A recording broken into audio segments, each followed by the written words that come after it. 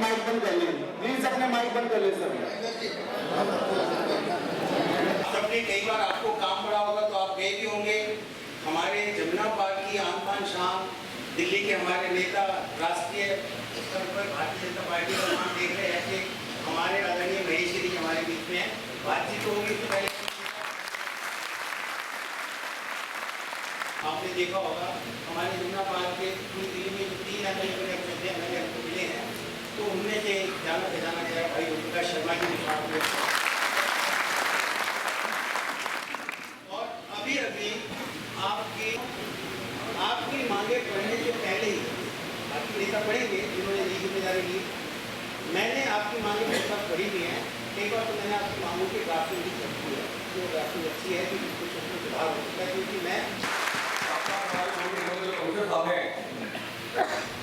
शक्तिशाली अपना काम करेंगे जो कहते हैं उस काम को करते हुए देखा भी हमने अच्छे रिजल्ट थे। और हमें ऐसा लगता है कि बॉडी लैंग्वेज से भी देखने से कि कर्म से काम करने के लिए उपस्थित है। इनके अलावा नरेंद्र रावत जी पिछली बार हमारे एंटी के रणबीर रहे, चाहे पहले निगम पार्षद भी रहे, बहुत तजुर्बेकार हैं।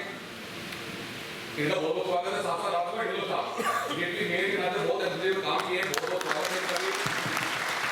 ओमप्रकाश शर्मा जी विधानसभा में आदरणीय नरेंद्र मोदी हमारे बीच में, तमाम हमारे सीनियर अधिकारी मुझे मीना जी, अति केवल साहब है और हमारे सारे मुख्य पदाधिकारी आदमी साहब, सभी लोग हमारे मुल्क में।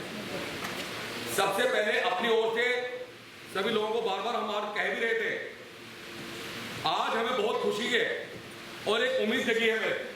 वो उम्मीद किस लिए जगी है कि देश के इतिहास में पहली बार हुआ है कि जैसे हमारे पूर्व दिल्ली की 7 सांसदों की सीट है, माननीय महेश गिरी जी ने न केवल आम लोगों से बातचीत करने के पश्चात, हमारी बात सुनने के पश्चात, जो देश का सबसे बड़ा मंदिर माना संसद भवन, वहां जाकर सफाई मजदूरों की आवाज उठाए। पहले ऐसे हमारे दिवाली के टाइम पे बड़े बड़े लोग मिठाई के डिब्बे लेके आ रहे थे, इन्होंने हरि अरोड़ा जी को कहा कि हरि इन डिब्बों को अंदर रख दीजिए, मेरा मन मिठाई खाने के लिए नहीं कर रहा, मेरे सफाई मजदूर तो की सड़कों पे हैं, मेरा मन नहीं कर रहा दिवाली मनाने के लिए भी। तो आज हमारे बीच में आए हैं तो साथियों बहुत कुछ मिलने वाला ऐसा हमें विश्वास है, क्योंकि जब ये एमपी भी नहीं बने थे तब से हमारा मिलना जुलना है, हमें पूरा विश्वास है इनके ऊपर। हमारे कमिश्नर साहब हमारे बीच में मौजूद है, हम अप्रिशिएट करते हैं। जब से सीट पे हैं, अति केवल साहब बैठे, मीना जी बैठे हुए, 2 कानून के अधिकार क्षेत्र में बिल्कुल काम किए। जैसे हमारे लोग हटे हुए थे उनको ड्यूटी पे लेना और 100 करोड़ रुपए की देनदारी है। इसके अलावा पेंशन भी जोड़ ले तो 133 करोड़ रुपए चाहिए। अब सवाल उठता है कि 60 करोड़ रुपए कहां से आए। इसके बाद जब दिल्ली का विभाजन हुआ था, उसको शर्त रखी गई थी, दिल्ली का कोई मुख्यमंत्री हो, निगम में जब भी विशेष स्थिति घाटे में जाएगी उसको दिया जाएगा पैसा। कि जिस प्रकार जो हमारी मांग पुरानी हो चुकी है और जैसे हमने भारतीय जनता पार्टी के नियम पार्षद को बदला है, ऐसी ही जो हमारी मांग है, ये पुरानी मांग है, इनको आज न्याय कर दीजिए, इनको समाप्त कर दीजिए तो बड़ी मेहरबानी आपकी।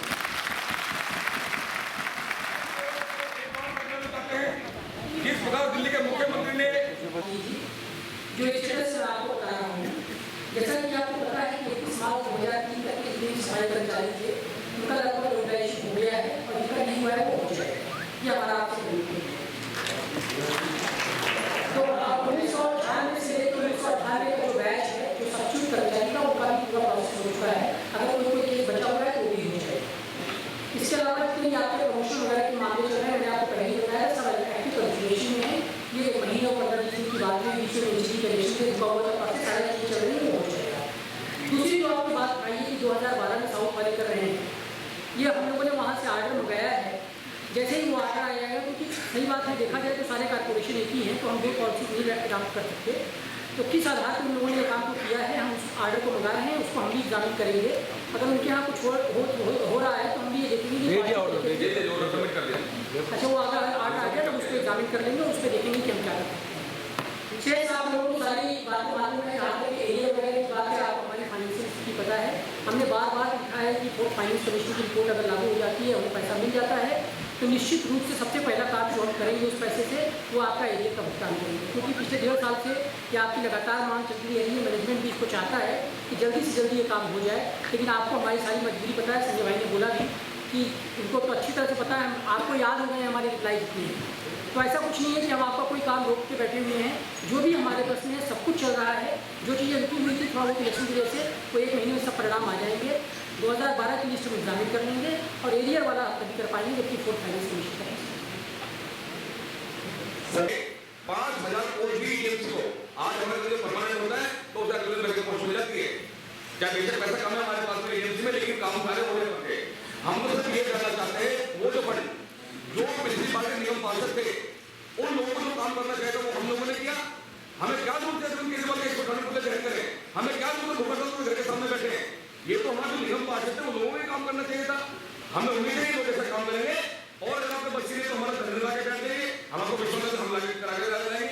या हमारे मुखिया ने जो कहा है कि मैं दिल्ली को एक कर दूंगा या आपको डायरेक्ट सेंट्रल गवर्नमेंट से पैसे दूंगा, वो सेंट्रल गवर्नमेंट से पैसा कब तक आएगा? केवल एक बात करनी है आज हमें, बस हमारी राजनीति की लड़ाई है आप लोगों से। परमानेंट हो रहा थी, कंप्लेंट के बोर्ड नहीं बैठ रहे, यहाँ पे वो आ गया उसने पैसा खाली हो कर दिया। हमें उस बात से मतलब नहीं।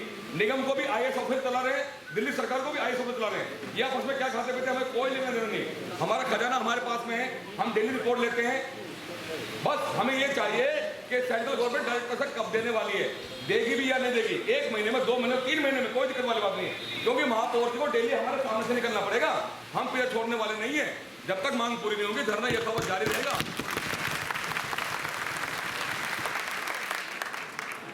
समाज में अनेकों बात हुई और हम सब लोग कुछ लोग डायरेक्ट और कुछ लोग आपके साथ इनडायरेक्ट जुड़े हुए। दिल्ली विधानसभा में पहले जब 49 दिन की सरकार थी तब और अब 2.25 साल हो गए तब हम लगातार हाउस में ये बात उठाते रहे हैं कि चौथे वित्त आयोग के अनुसार जो लेजिस्लेटिव पैसा तीनों म्युनिसिपल कॉर्पोरेशन का बनता है वो दिल्ली सरकार को देना।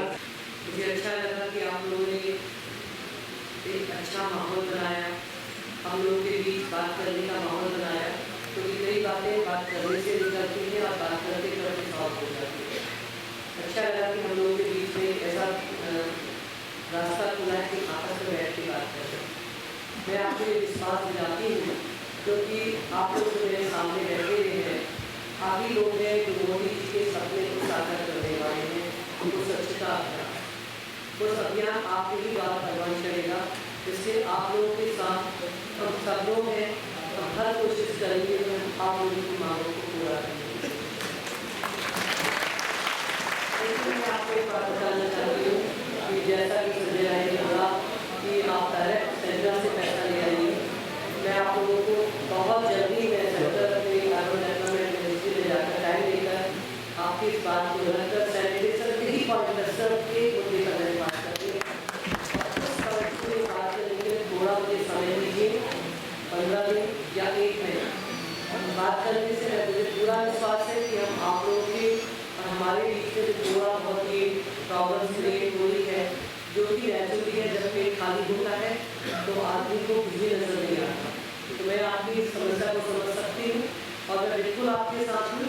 और बस मुझे थोड़ा टाइम दीजिए, मैं उनके मिनिस्ट्री लेवल पर बात करके अपने से बात कर कहीं ना कहीं बीच का रास्ता निकालकर सिर्फ और सिर्फ एक पॉइंट पर मैं बात करूँगी, वो है सैनिटाइजेशन और 2 समस्याएँ आपकी और उसको सॉर्ट आउट करने की कोशिश करूँगी। यदि आपको मुझे थोड़ा ही विश्वास है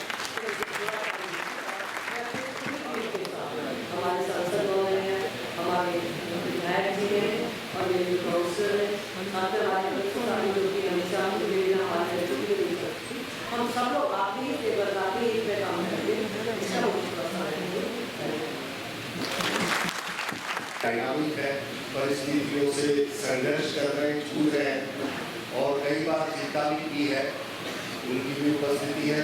हमारे विधायक OP शर्मा जी, आप सभी को पता है कि दिल्ली की आवाज़ ऐसी वो पहुंचाते हैं देश तक, कितना भी ये झूठ बोलता है, धोखा देता है, पर पर्दाफाश करने के लिए अपनी आवाज़ देकर के बुलंदियों से लड़ते हैं।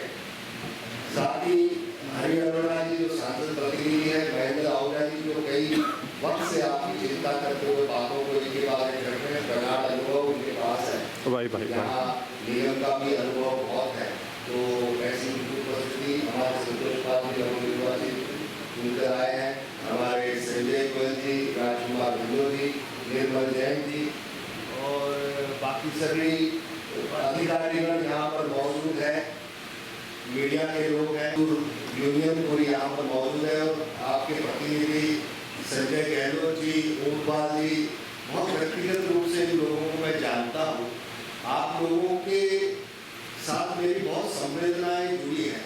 क्यों जुड़ी है मैं बताता हूँ आपको कि मैं जब साधु जीवन में था तो साधु जीवन में मैंने कई वर्षों तक भिक्षा मांग के भी खाई है रोटी, और कई ऐसे वाल्मीकि परिवारों के अंदर भिक्षा लेकर के रोटी खाई है। तो आपका अन्न खाया है, आपके साथ खड़ा रहूंगा इनका याद रखिए। और दूसरी बात, आपने बाहुबली देखी होगी शायद, नहीं तो मेरी तरफ से एक आध प्रोग्राम करो, सबको देखा है। उसमें एक बात वो कहती है, जो बाहुबली की माँ है, वो ये कहती है कि मेरा वचन ही मेरा शासन है, मेरा वचन ही मेरा शासन है। तो मैं भाषण नहीं दे रहा हूँ, मैं जो बोलूँगा मुझे करना है तो ही बोलता हूँ, नहीं करना है तो वो बात मैं कभी बोलता ही नहीं। तो आज मैं बोलूँगा वो मेरी संवेदनाओं के साथ बोलने वाला हूँ, और जो मैं करने जाऊँगा वो बोलने वाला हूँ। मैं निर्णायक भूमिका में नहीं हूँ, क्योंकि मेरे पास वो अधिकार नहीं है कि अभी इसी वक्त मैं हस्ताक्षर कर दूँ और ये लो आपकी समस्याएं खत्म। मैं निर्णायक भूमिका में नहीं हूँ। हाँ, पर एक बात जरूर है कि आप और हम दोनों इकट्ठा मिल जाए तो जो निर्णायक भूमिका में बैठे हैं उसको कुर्सी से नीचे भी उतार सकते हैं या निर्णय लेने पर मजबूर कर सकते हैं।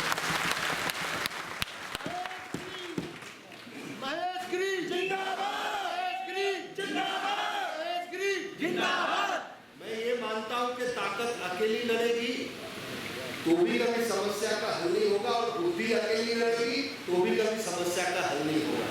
अगर ताकत और बुद्धि इकट्ठा होकर के लड़ना शुरू कर दे तो ऐसी कोई समस्या नहीं है जिसका समाधान नहीं हो सकता।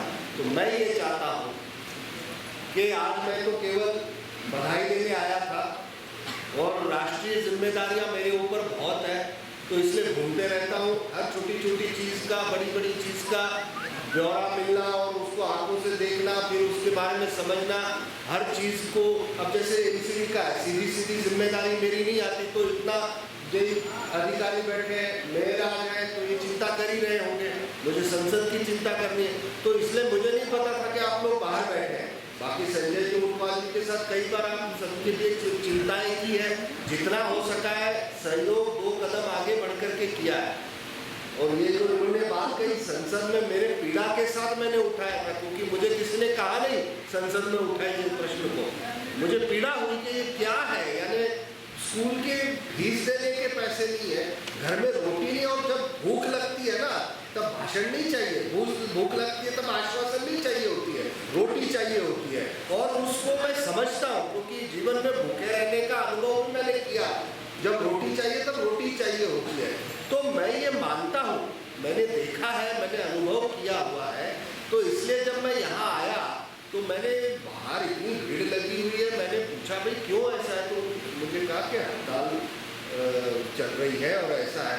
मैंने कहा अरे, फिर जब इनको बधाई दी, मैंने बधाई देने के बाद पंडित जी को भी बात हुई, महेंद्र रावत जी को बात हुई। मैं कहा यार कुछ तो करो, ऐसे तो नहीं चलेगा, इसका कोई इलाज निकालते हैं। तो बात वही आई कि पैसे तो मिल नहीं रहे, कैसे इलाज निकालें। मैं कहा कोई बात नहीं, उसके लिए भी चिंता कर लेते हैं, थोड़ा और गंभीरता से चिंता कर लेते हैं, पर पहले एक बार कमिश्नर साहब को बात करते हैं और क्या कर सकते हैं बोल करके एक बार बुला के बात तो करते हैं।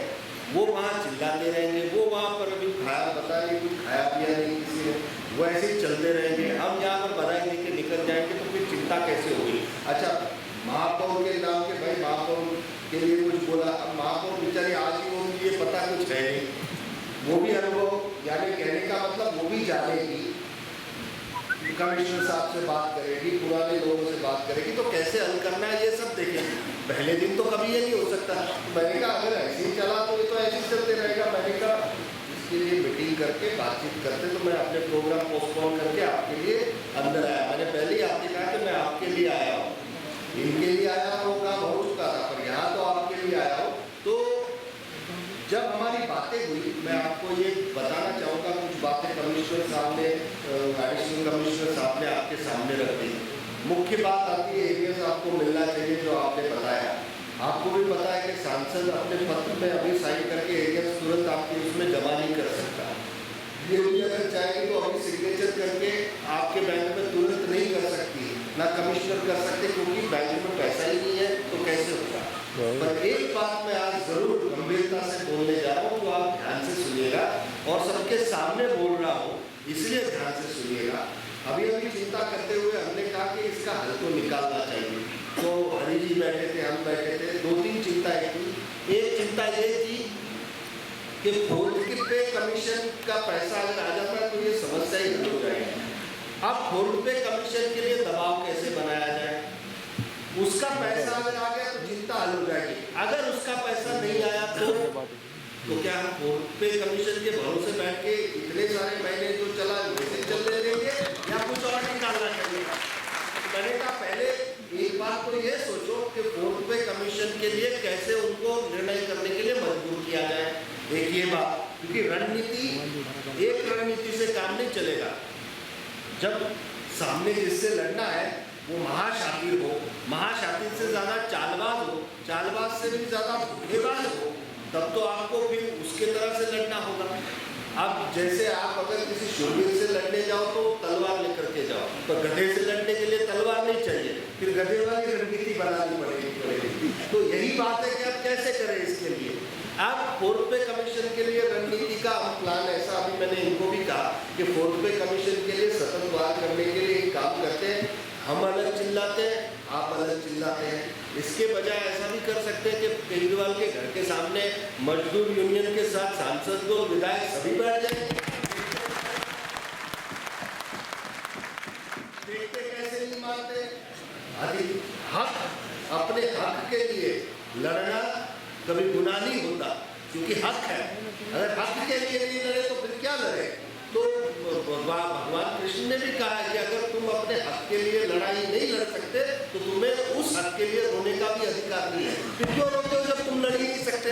तो हम लड़ेंगे उस लड़ाई में, क्योंकि क्या है, जिसके साथ लड़ना है उसमें आपको हमसे लड़ने वाली बात है ही नहीं। आप और हम अलग अलग वहां पर जाके लड़ रहे हैं, उसके बजाय इकट्ठा लड़ेंगे, ताकत के साथ लड़ेंगे, तो कितनी भी बड़ी वो ताकत होगी उसे झुकने के लिए मजबूर करेंगे। मुझे लगता है एक रणनीति हम ये बनानी चाहिए, और हम आप लोगों के साथ बैठ के कैसे इसको एक के बाद घेरने का प्लान करें, नंबर 1। दूसरा, फोर्ड पे कमीशन नहीं होगा तब तक क्या हम हाथ पे हाथ धरे को नहीं बैठे रह सकते। उसके लिए क्या करें, अब उसके लिए ये सोचा जा रहा है, जो अभी हमने बात की। एक, केंद्र सरकार डायरेक्ट पैसा नहीं दे सकता, क्योंकि संविधान में है ही नहीं ऐसा।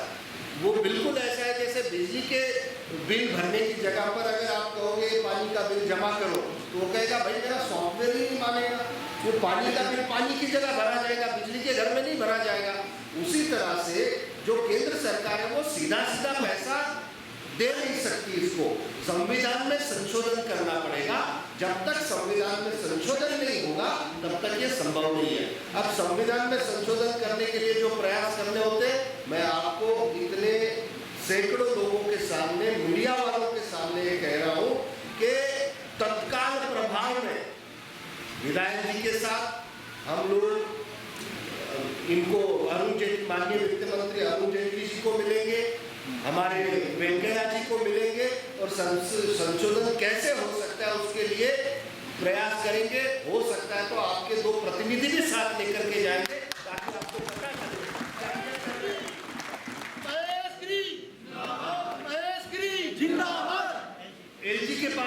एलजी के पास भी चलेंगे, मैं साथ आऊंगा।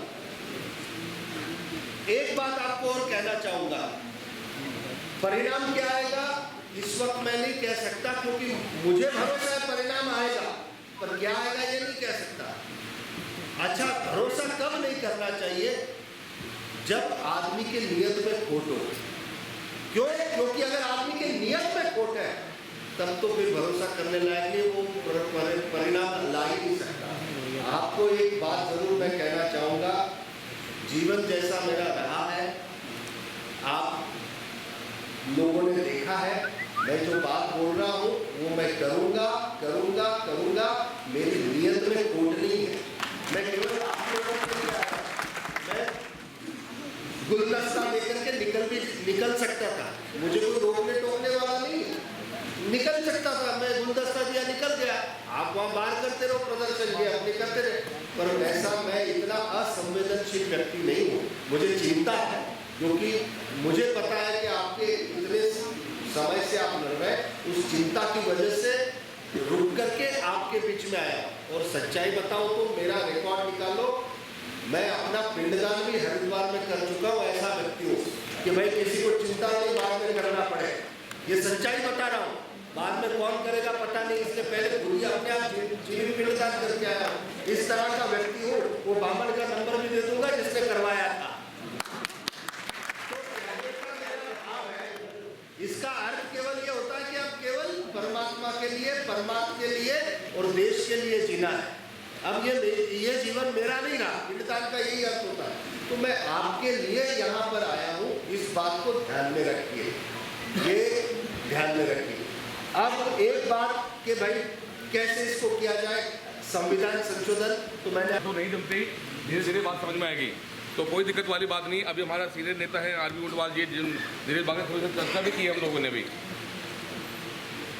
डिपार्टमेंट की व्यवस्था को सही बनाने के लिए, क्योंकि यहीं से हमें भी रोजी रोटी मिलती है, हमारे बच्चे पलते बढ़ते हैं, कोई दिक्कत वाली बात नहीं है। हमें बड़ा दुख होता है जब दिल्ली की बेकसूर जनता पिसती है इन मामलों को लेकर, क्योंकि काम हम ही करना है फिर कल सुबह जाके वहाँ पे।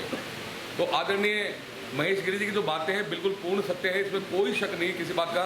आप लोगों का मान सम्मान करते हुए, अपने तमाम निर्वाचन निगम पार्षदों को सम्मान करते हुए, कमिश्नर साहब का मान सम्मान करते हुए, आज से और अभी से तत्काल प्रभाव से ये जो हमारी स्ट्राइक है इसको कॉल ऑफ किया जाता है। इसके साथ साथ हमारा जो आंदोलन है 139 दिन हो चुके हैं, क्योंकि हम भी अपने सफाई मजदूरों को, अपनी महिलाओं को वचन दे चुके हैं।